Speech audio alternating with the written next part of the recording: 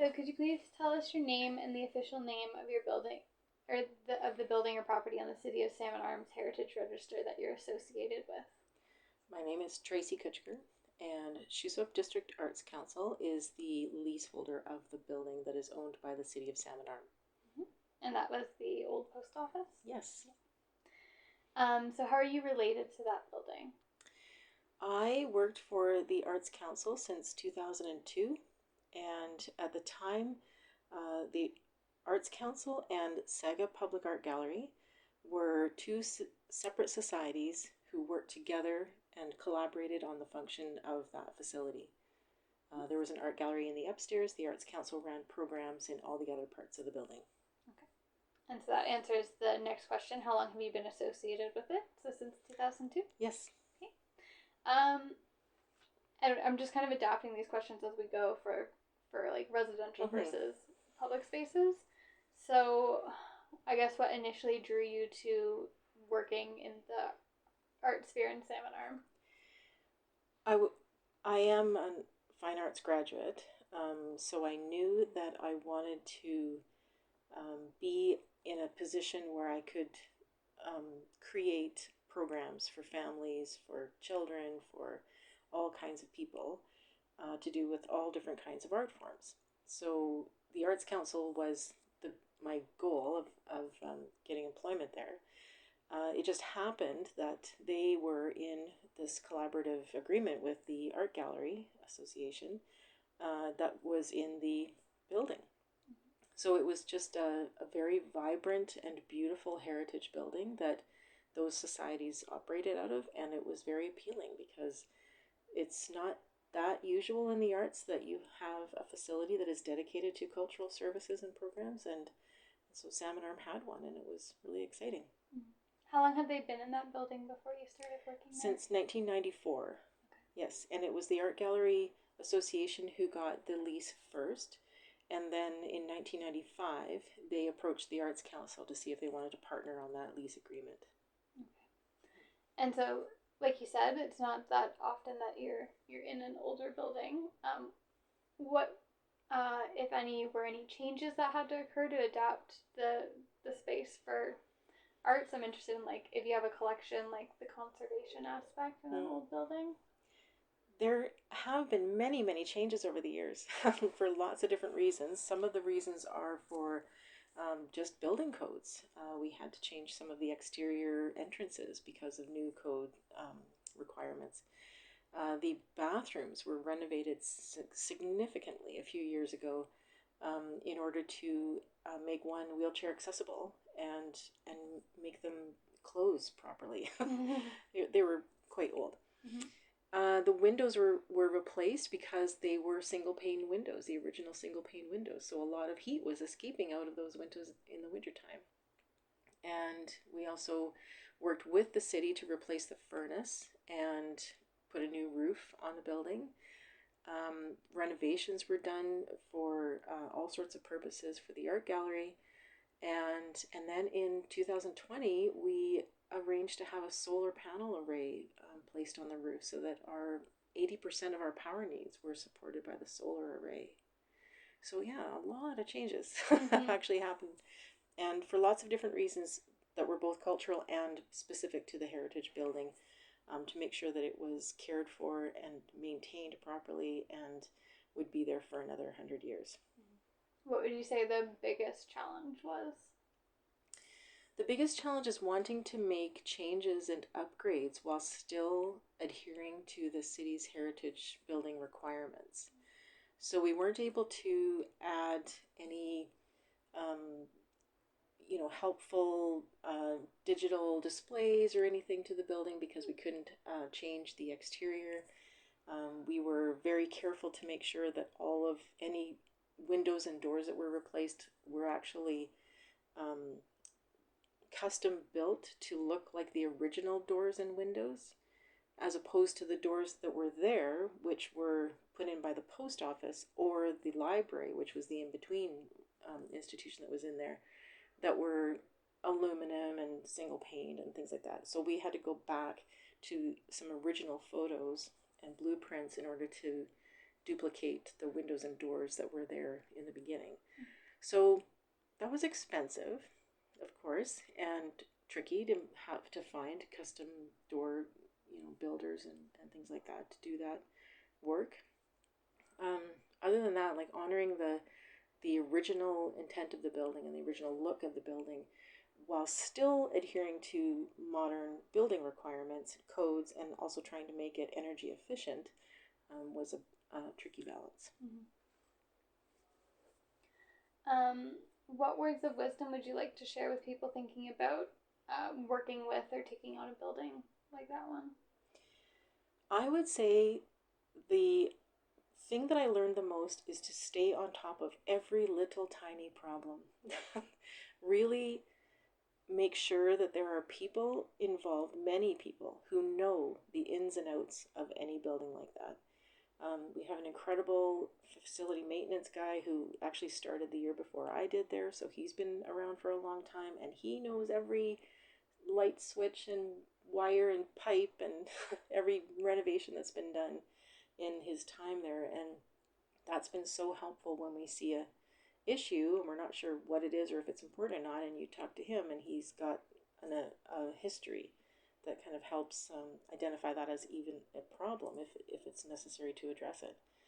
And that too, every time you see any little tiny detail that isn't quite in place, to deal with it, to have some expert look at it, because these are not new buildings and we want to make sure that they're protected and well maintained. And I think it really shows, like for the Arts Center, it very much shows that we have taken very good care of that building over the 30 years that we've been in there. Great. And if you had one word to describe the building, what would it be?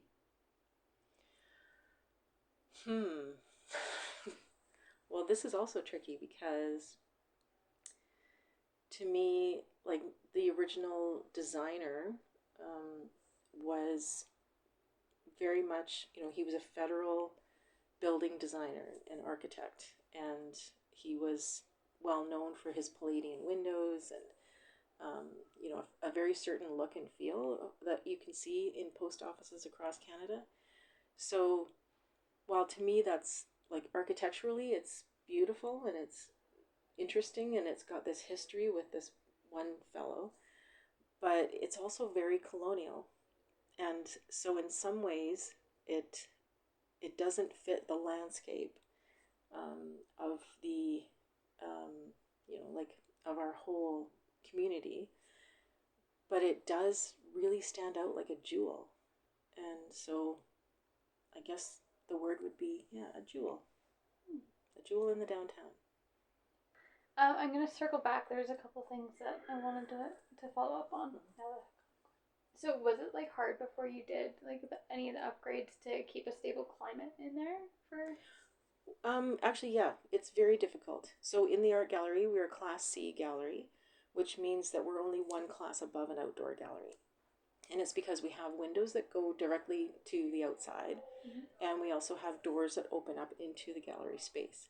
So in a gallery that is Class A or Class B, they would have a separate room that you walk into so that climate factors don't actually affect the room that the artwork is in. But we can't do that. So it's just a thing that we work within, and it's fine. It's there's been very few missed opportunities because of the climate issues in there. Traveling exhibitions have requirements, and we became a very community-based gallery, very much about this region and about issues that are important to our community. So we don't really do a lot of traveling shows where we actually have to have those climate-controlled factors. Now for the collection, the Arts Council does have a community art collection, and it is housed in a room that has somewhat of a climate control. It has no exterior walls, so that was important to us to make sure it was an internal room. But it is in the lower level, so it's at risk for all kinds of things. But we have a humid level, a proper little device that keeps our humidity at a nice low level, and light safe lights, like where it's not damaging to the work. And other than that, we just trust that the temperature will stay stable enough that it's not going to damage any artwork. And I should say, actually, like there was a point in time, it was in 2012, when the Arts Council and the Art Gallery Association decided to amalgamate. And so in that process, we renamed the building Salmon Arm Arts Center.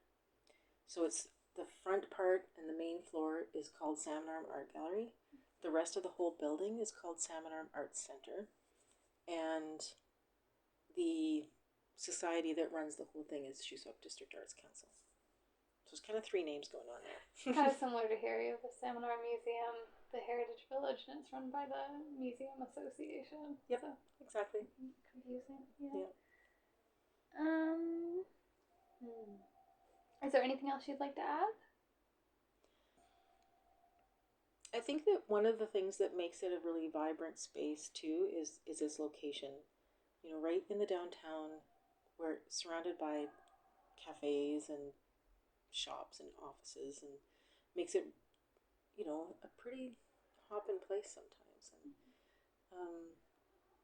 And it's just really important to kind of maintain that diversity of look in a downtown space, like making sure that heritage buildings in downtown spaces are cared for, honored for what they are, and you know, in fact, highlighted, so that you know, those little things really stand out for visitors and for residents. The fact that the building is unique and has a history, and some of the families and people who lived here a few generations have connections to that building. Either the grandfather worked in the post office, or their mother worked in the library, or they remember going there as children when the library had, you know, a little children's room, which is now, you know, the executive director's office. And like, people have stories about that building, and stories is what makes us feel like we belong somewhere.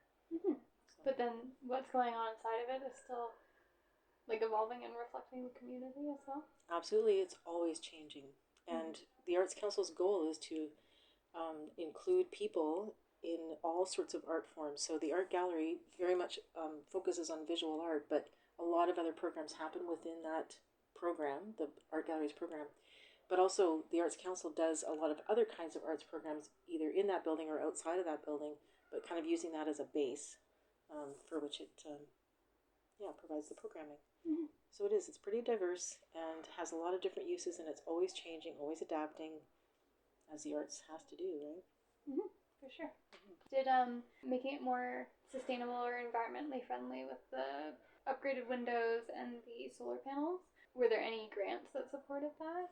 Yes, so in fact, one of the things that the board and myself went through in the 2012 to 2014, after the amalgamation of the two societies, was to address climate change issues and making the building more efficient, more energy efficient, and in fact even supporting itself, like a sustainable energy plan. Was kind of an impetus to start talking about things like solar.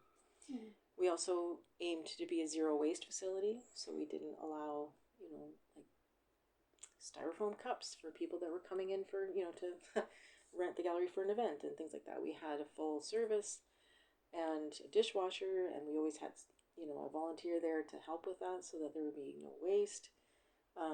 Doing everything we could to make sure that like insulation was good, and our lights slowly turned from halogen to LED lights in the gallery. It was just an ongoing kind of process to address our use of resources.